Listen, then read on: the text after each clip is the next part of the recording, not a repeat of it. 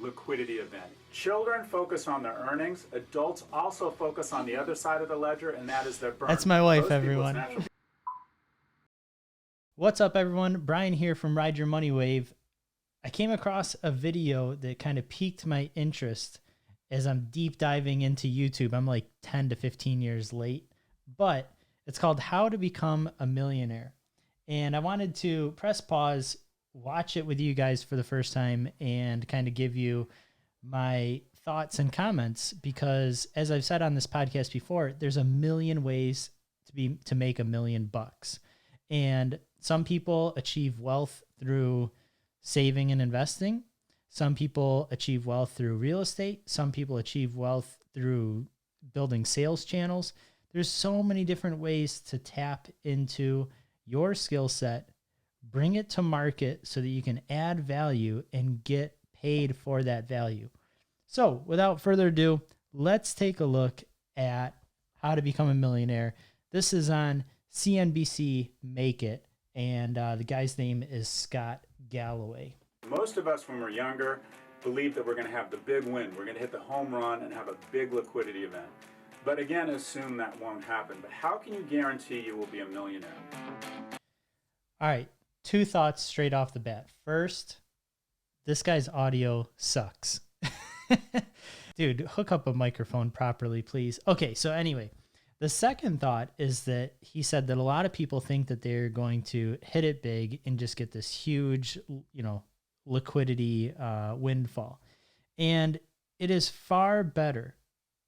It's like the movie Moneyball. Focus on hitting singles. If you consistently hit singles, you will drive runners home and you'll score. The same is true when it comes to money. Stop chasing the next Tesla. Stop chasing the next Amazon. Stop chasing the next Apple.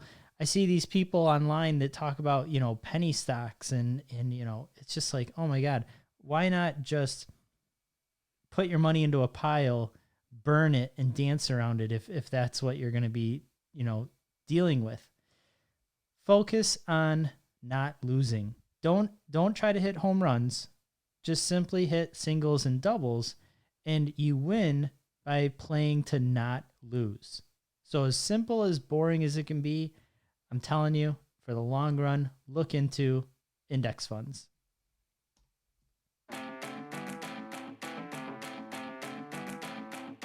The definition of rich is having passive income that's greater than your burn. My father, between his pension and between his Social Security and his wife's Social Security and pension, their household income is about $48,000 a year. They spend $40,000. They are rich. They have more money than they need without having to leave the house and work. All right, so two things. Basically, ironically, what he's talking about is riding your own money wave, right? When you have enough assets that create passive income that allow you to live without needing to work, you have created your own money wave. So his parents are riding their own money wave at $48,000 a year. Congrats to them. The one concern that I have about this video is that he says, my dad's pension. Pensions are a rare breed today. Very few people are offered them. They're normally government employees like firefighters, policemen, or even teachers like myself. So I'm very happy with that aspect of the job. But even teachers are now moving towards a 401k or 403b program where you are responsible for setting up your own retirement. You are responsible for saving and investing. So this story is going to become much, much less common as time goes on. But you can essentially create your own pension by having a large enough nest egg, which occurs by either saving a ton of money or starting to save young. And then you can pull from that nest egg 3 to 4% per year. So if you had, let's say, I'm doing some mental math here, if you had $1.2 million, you can pull 4%, and that would equal $48,000 a year. So I also have friends here in New York that make between $1 and $3 million a year as investment bankers or partners at a law firm. And between the alimony to their ex-wife, their house in the Hamptons, their fat co-op on the Upper West Side and private school tuition. They may make $2 million, but they spend $2.1 million. They are poor because they have the stress of knowing if there's a hiccup in the economy or they lose their job, they're in deep focus. All right, so that is happening right now as we're just coming out of this quarantine and the economy is just starting to open up. Government said, hey, listen, you got to stay home. You can't go to work. And everyone so many people realized that the tide is washing out and we're going to see who's swimming naked. We're going to see who has a 3 to 6 month emergency fund. And the main thing that I see with that is it's violating rule number 3, which is you don't let your ego get in the way. So you're making $1 to $3 million, but you can't just live in an apartment. You got to have the penthouse. You got to have the views of Central Park. And that is signing you up. Remember, your first decision is your most important decision. And so their first decision is, hey, I'm going to get this apartment. Okay, well, guess what? Now that apartment is going to cost you more and require you to work longer. So there's a whole lot of things that are wrong with that second scenario.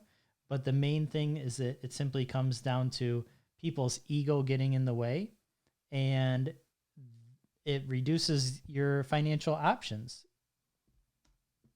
Focus on your burn and have an honest conversation with yourself around how do you get to a point of true wealth and being rich. And that is getting to a point where with passive income from rental properties, from dividends, from some sort of a pension, from the money you make from stocks, that at some point that will be greater than your burn. But also figure out how you get that burn to a manageable level such that this will overtake this sooner rather than later. All right, so it's saying the key to saving compound interest. So far, I agree with what Scott is saying here because basically he's talking about creating and riding your own money wave. But I don't think the key to saving is necessarily compound interest. I think the first key to saving is understanding yourself and understanding your emotions and your relationship with money so that you can then become the master of money. But how do you become wealthy? I think it should say the key to wealth. That's compound interest. Interest on top of interest. It's the interest that your interest makes. Say that 3 times fast. So far, so good. We got another minute. Let's see what he has to say. If I could give you a magic box and tell you that if you put $1,000 in that box at the age of 25, by the time you're 65, you could open that box and you would have between $15,000 and $25,000. How much would you put in the magic box? Every extra penny. Every month.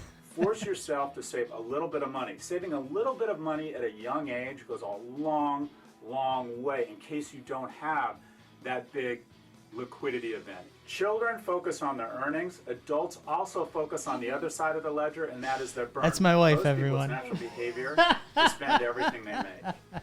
Adults start putting a little bit away because it aggregates fast. Time will go faster than you think, and savings will compound faster than you think. But the people that have the discipline to every month put a little bit away and start focusing on creating passive income. All right, so a couple things here. So he said those who have the discipline to put a little bit away every single month. Listen, you only need the discipline once, right? Your first decision is your most important decision, and we focus on making great, big decisions. And so your first decision is before you even get your first paycheck, when you get that job offer, and they say, we're going to pay you $60,000, the very first thing you do is you say, okay, how am I going to live on $48,000? How can I set aside 20% of my pay automatically? I'm never going to see it. If you can't see it, you can't spend it. And so once you do that, it doesn't take financial discipline. You're disciplined in one decision and you make it automatic. That is how I have built the position that I'm in, is by forcing myself to live below my means because I simply just don't even see that money. Are the ones that are going to be rich no matter or not whether they have that big hit.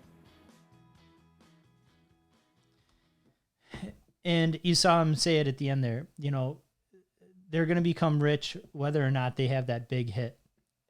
Slow and steady wins the race. It's just like, you know, the tortoise and the hare, right? The people that get distracted, the people that try to jump into, you know, multi-level marketing schemes, the people who try to get rich quick, they're the hare. It doesn't work. You're far better off just slow and consistent automatic investments. I won't even say financial discipline because, as I explained, if you just do it once and make it automatic, it removes the temptation to make any changes. So, Scott, I would agree with what you're saying. I really think it supports the main concept of ride your money wave. That is, buy enough assets that create passive income so that you don't have to do the work and it covers your living expenses. I agree. I would give this video an A. So, if you guys have videos that you want me to review or you think that would be interesting to share with the community at hand, drop me a line at the email below or just, you know, link it in the comments below and I'll be sure to do a review. So, take this information, implement it, think about it, talk about it, use it in your life so that you can go out there and go live your best life. Till next time, take care.